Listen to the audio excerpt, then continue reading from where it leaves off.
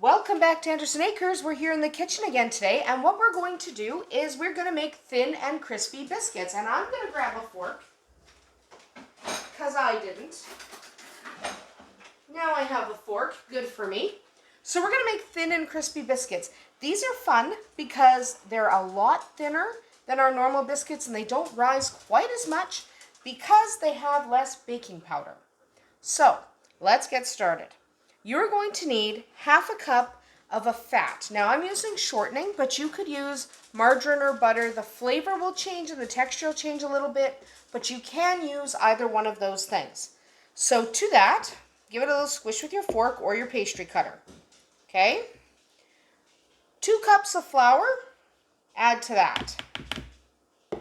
Give that there's a little left in there. There we go. Give that kind of a smush like that. Smushy, smushy, smushy, smushy. We like being smushy. There we go. Now, while you're doing this, you're going to want to preheat your oven to 450 degrees Fahrenheit. I know that sounds high, but it's important. You're going to want 2 teaspoons of baking powder. Powder, not soda. Okay? Not soda. Baking powder. Give that kind of a stir. Then you're going to want half a teaspoon of any salt you like. That was Himalayan salt, but you can use kosher salt or table salt. It really doesn't matter. So here we go. Our final ingredient, now we've kind of got the butter kind of chopped, or your shortening or your margarine, whatever you're using. Choppy, choppy, choppy. Okay. Get that off the fork. You want 3/4 of a cup of milk. It is important that this is milk. You could do it with water, but it is much nicer, giving you a much nicer biscuit. It's a little bit fluffier, even though it's still a crispy biscuit, if you use milk. So kind of give that a whir. Now, this is not going to mix entirely with a fork. So now you're going to get your hands in there. Okay, so take off any jewelry that you don't want full of biscuit dough. Remember, there's only 2 teaspoons of baking powder in here instead of our standard 3, because we do want it to rise a little bit less. Okay.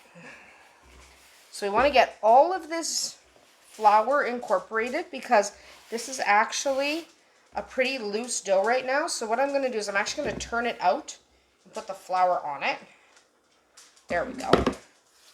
This is just easier this way. You start it in a bowl, but it'll only be a couple of minutes before you end up dumping it onto your mat. Now, I'm using a silicone baking mat because it makes rolling things out really easy. Okay, here we go. So you want to keep working this until you've worked in pretty much all the crumbs.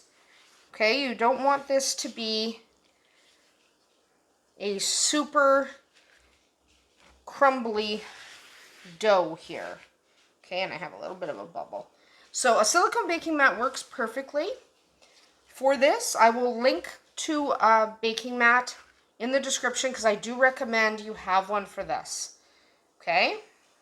Just because it's just easier. This is slightly stickier than a normal biscuit dough, so I don't want it sticking constantly. So really it does work better if you have a silicone baking mat because it just comes right off. So I'll provide a link in the video description for where you can get one because I've heard from several people that they can't find one locally, which happens. Not everyone has everything available, but luckily you can get one on Amazon. Again, I'll provide the link.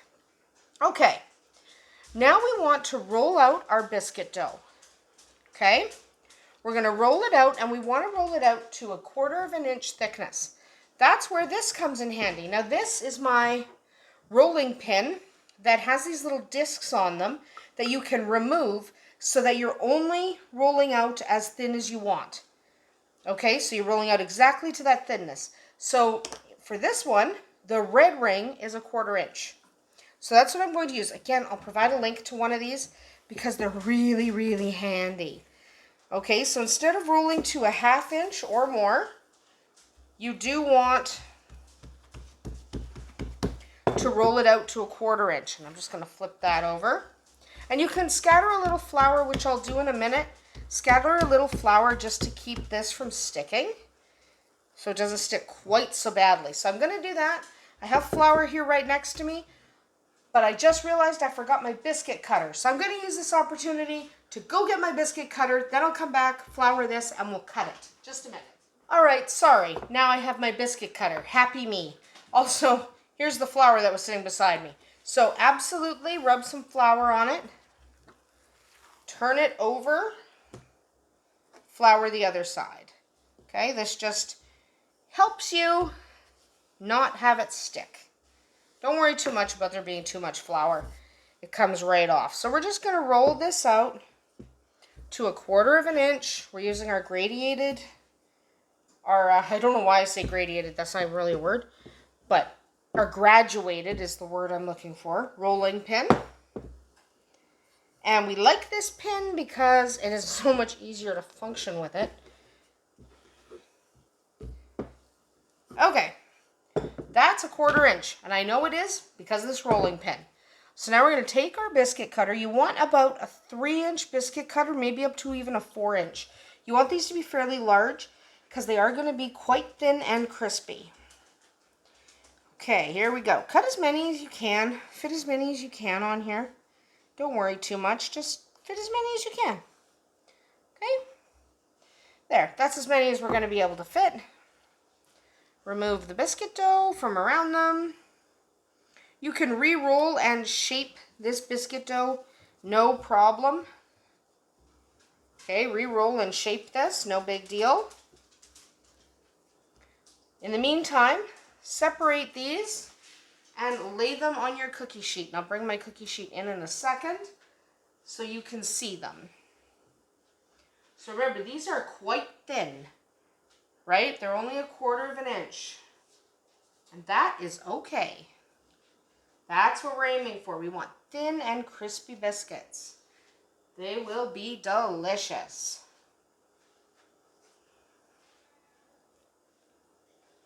There we go. Okay, so they look like that. So what we're going to do now is I'm going to finish rolling them out, but I'll do that off camera. You don't need to watch that. I'm going to bake these in an oven that is 450 degrees Fahrenheit, and they are going to bake for 10 to 12 minutes. Go more towards the 12 for a nice and crisp biscuit, but that'll change a little bit with your particular oven. So pop them in, 10 to 12 minutes, 450 degrees. We'll come back with the finished product. And just like that, we have thin and crispy biscuits that are absolutely delicious. So these will be a lot thinner, that was the point, and they will have quite a crisp to them when you break them. See, nice and crisp. They open up. These are still popping hot because I just took them out of the oven. But these are an excellent addition to your dinner table, and it's really great if you have a lot of guests and you kind of want to make the dough go a little bit further. Make them only 1/4 inch thick and tell everyone they're thin and crispy biscuits. And then you'll get quite a few more out of your one little batch of dough. That's about it for us here today at Andersen Acres. I hope you enjoyed making thin and crispy biscuits with us. Remember to only use 2 tablespoons of baking powder, not the traditional 3. Otherwise, they'll get too big and fluffy. We'll see you tomorrow.